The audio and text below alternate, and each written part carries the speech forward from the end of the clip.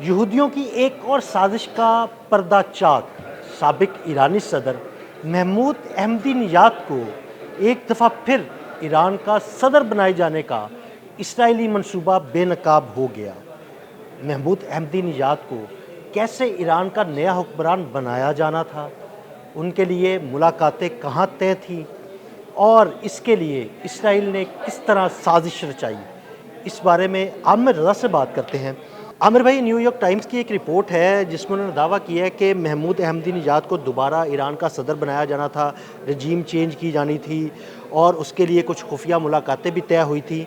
ये सारा मंसूबा कैसे तय पाया और उसे पासदारान इनकलाब ने जो है वो नाकाम क्यों बनाया और कैसे बनाया, इस बारे में हमारे नाज़रीन को ज़रा बताइएगा। देखिए, पहली बात तो यह है कि महमूद अहमदीनिजाद ईरान के उन सदूर में शामिल है जिनको अपने नज़रियात के हवाले से हार्ड कोर समझा जाता था। यानी ये बहुत ज़्यादा जो थे ज़ेनिस्ट के ख़िलाफ़ थे, यहूदियों के, और ये जो अमेरिकन ईसाई हैं इनके और रशिया के बहुत करीब रहे हैं। अहमदीनिजाद बहुत ही सादा तबीयत के आदमी, अगर उस ज़माने की तस्वीरें देखें तो बड़ी दिलचस्प नज़र आती हैं कि रोड साइड पर खड़े होकर वो अपनी जो है इबादत फरमा रहे होते हैं।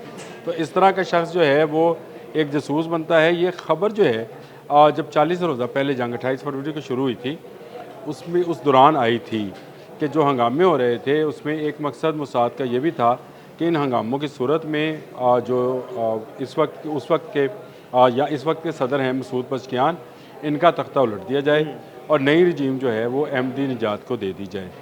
उसके बाद ये खबर आई कि जो पासदारानी इनकलाब हैं उन्होंने उसको गिरफ़्तार कर लिया। ये सारी स्टोरीज़ जो हैं इकट्ठी करके न्यूयॉर्क टाइम ने एक अपनी स्टोरी बना ली और उन्होंने इसको पब्लिश कर दिया, और पब्लिश करके उसमें ये साबित करने की कोशिश की कि हंगरी बुडापेस्ट में, हंगरी के शहर बुडापेस्ट में एक माहौलियाती तब्दीली के हवाले से कॉन्फ्रेंस थी जहाँ पर अहमदीनिजाद को लेक्चर के लिए बुलाया गया। अहमदीनिजाद वहाँ पर गए और वहीं पर वहाँ के जो जिस यूनिवर्सिटी में ये सारी कॉन्फ्रेंस हो रही थी उसी के वाइस चांसलर गिगली ने जो है एक मुलाकात अरेंज की, जो कि मुसाद की मुलाकात थी, जिस पर न्यूयॉर्क टाइम ने कहा कि उनका ये मौक़िफ़ था कि दो दुश्मन अगर बैठना चाहें तो उनको बैठाकर बातचीत करा देनी चाहिए। अच्छा, ये मुलाकात जो है इसको हाइप दी गई। न्यूयॉर्क टाइम की स्टोरी जो है ये एकदम से जिसको हम अपनी ज़ुबान में कहते हैं फट्टे पे चढ़ गई जी बिल्कुल, और फ्लैश होना शुरू हो गई। फिर ये इस तरह की ख़बरें सामने आई कि ये कैसे हो सकता है कि इतना सादा तबीयत का आदमी क्या पैसे के लालच में उसने ये काम किया। फिर ये खबर आई कि क्या ओहदे का लालच था।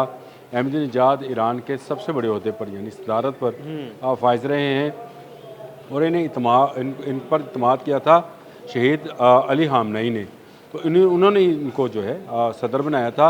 ये एक बड़ी तवील जद्दोजहद के बाद यहाँ तक पहुँचे।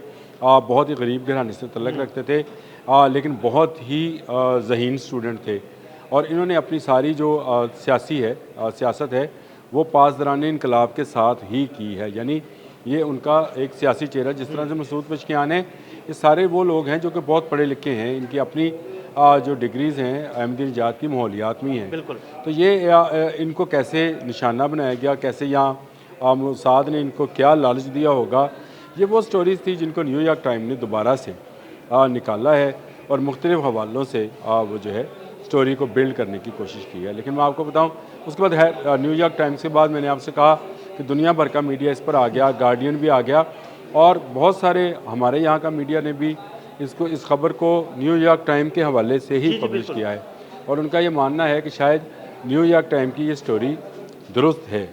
जी बिल्कुल, मैं आपसे यही कहने लगा था कि मुझे ये लगता है कि ये प्लांट की गई है स्टोरी, इसमें कोई सदाकत नहीं है। वो शख्स जो बिल्कुल सादा आदमी था, ईरान के सबसे बड़े ओहदे पर रहा, उसके बावजूद ना उसने अपने लिए पैसा कमाया, ना उसने अपनी जायदाद बनाई, एक सादा से छोटे से घर में रहता है।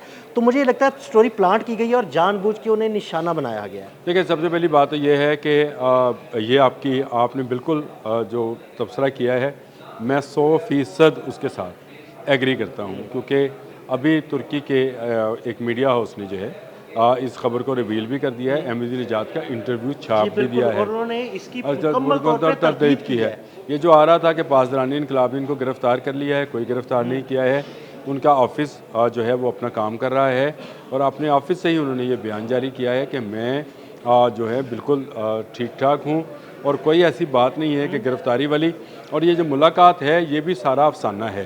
ये अफसाना इसलिए करा जाता है, देखें कुछ चीज़ें जो हैं ख्वाहिशात पर मबनी होती हैं। अमेरिका की ख्वाहिश ये थी कि शायद वो जो पहलवी ख़ानदान है वो दोबारा से बरसरे इक़्तिदार आ जाएगा, और जब वो मुकम्मल नहीं हो सकी तो उन्होंने उम्मीद बांध ली कि पॉलिटिकल जो सेटअप है इनका, पासदारानी इनकलाब तो अस्करी विंग है, जो इनका पॉलिटिकल सेटअप है उसके अंदर कोई दरार आ जाएगी, कोई मसूद पशकियान और अब्बास अरागची जो हैं ये आपस में शायद इनके अख्तलाफात पैदा हो जाएं। जब इसमें कामयाबी ना हो सकी तो फिर एक झूठी कहानी जो है घड़ा गया, ताकि लोगों को, ईरान के रहने वाले लोगों को इस बात पर किया जाए कि शायद पॉलिटिकली जो इनका इनका सर्कल है ईरान का, उसके अंदर दरारें मौजूद हैं और वहाँ पर आपको ऐसी रोम मिल सकता है जिसमें आप जो है एक नई साजिश कर सकते हैं। हाँ जी। तो ये मोसाद की वैसे ही एक वो प्लानिंग थी, जिस तरह से उन्होंने ईरान पर हमला करने से पहले प्लानिंग कर रखी थी, रिपोर्ट्स बना रखी थी, जो सारी की सारी झूठी साबित हुई, उल्टा और प्लानिंग सारी नाकाम साबित हुई। उल्टा अमेरिका जो है वो फंस गया। अब देखें ये जो अहमदी निजाद हैं ये साबिक सदर हैं और इनसे इनको हर वक्त जो है मुशावरत में शामिल किया जाता है। ऐसे ही है बिल्कुल। और ये बहुत सख्त तबीयत के, देखें सादा लोग तो हैं वो, लेकिन सख्त तबीयत के इसलिए थे कि ये यहूदियों और जैनस के दोनों के बहुत ज़बरदस्त खिलाफ मुखालफ समझे जाते हैं।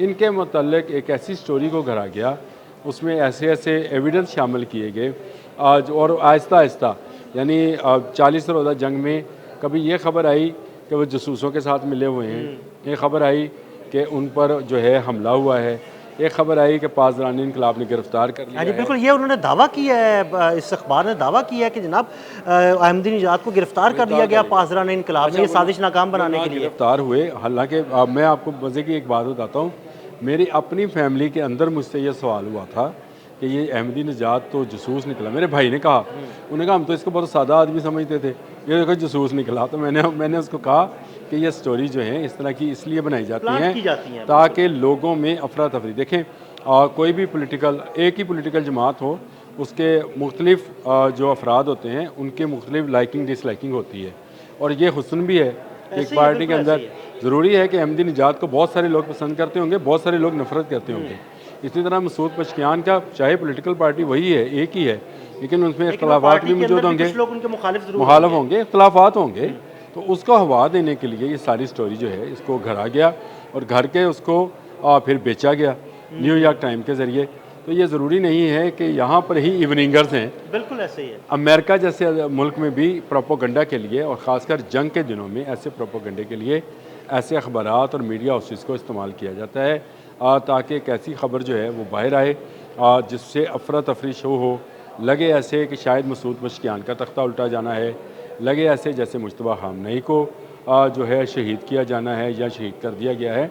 इस तरह की स्टोरीज़ जंग के दिनों में मुख्तलिफ अखबारात निकालते रहते हैं और उसी को लेकर फिर बाकी मीडिया हाउसेस जो हैं तर्जमा करते हैं, तहकीक नहीं कर। मुझे ये समझ नहीं आती, आप तहकीक करें, अगर आपकी तहकीक मुकम्मल होती है ज़रूर आप देखिए मेरा आपके साथ ये बात करने का मकसद भी यही था कि जब ये स्टोरी प्लांट की गई और मैंने आपसे गुफ्तगू की कि देखिए आमिर भाई मुझे ये लगता है कि ये स्टोरी प्लांट की गई है या हो सकता है इसमें कोई सच्चाई हो, तो आपने कहा कि नहीं भाई 100% प्लांट की गई है, जानबूझ के वहाँ पर ईरान के अंदर एक अफरा तफरी फैलाने, सियासी तौर पर अफरा तफरी, तो इसलिए हम लोगों ने ये स्टोरी को करने का फैसला किया। हाँ, और अस्करी तौर पर तो ये अफरा तफरी फैला नहीं सके और एक गोली चलने पर ईरान ने एक हो जाना था, मुझे पहले से पता है। तो इन्होंने कहा कि पोलिटिकली जो है वहाँ पर ज़रा हलचल मचाई जाए, लोगों में ज़रा शकूक व शुबहात पैदा किए जाएँ, शायद इससे कोई जो है मुजाहिरीन बाहर निकलें या वो लोग जो अहमदी निजाद के ख़िलाफ़ हैं या हक़ में हैं उनका आपस में कोई टसल हो।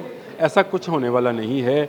वहाँ पर तमाम लोग अपने सुप्रीम कमांडर मुज्तबा खामनेई के हामी हैं, जो इस वक्त पोलिटिकल सेटअप है उस पर इतमाद करते हैं, चाहे वो मसूद पशकियान है चाहे अब्बास अरागची हैं, उन पर मुकम्मल इतमाद है। बाकर कालिबोफ को वो स्पोक्स पर्सन समझते हैं, पॉलिटिकली भी और अस्करी भी। तो बाकर कालिबोफ अपनी जगह पर काम कर रहे हैं। आज उनकी असम्बली का इजलास भी है, वहाँ पर पॉलिटिकली कोई अफरा तफरी, कोई हलचल नहीं है। ये अहमदी निजाद वाली एक बिल्कुल जाली मन घड़त स्टोरी है जिसको लेकर बहुत सारे मीडिया हाउसेस जो हैं बहुत शोर मचा। बहुत शुक्रिया आमिर भाई। आमिर भाई ने बड़ी तफसील के साथ इस जाली स्टोरी का कच्चा शटा खोल के रख दिया। मज़ीद अपडेट्स के लिए हमें फॉलो करते रहें। अदील अहमद और आमिर रज़ा को इजाज़त दीजिएगा। अल्लाह हाफ़िज़।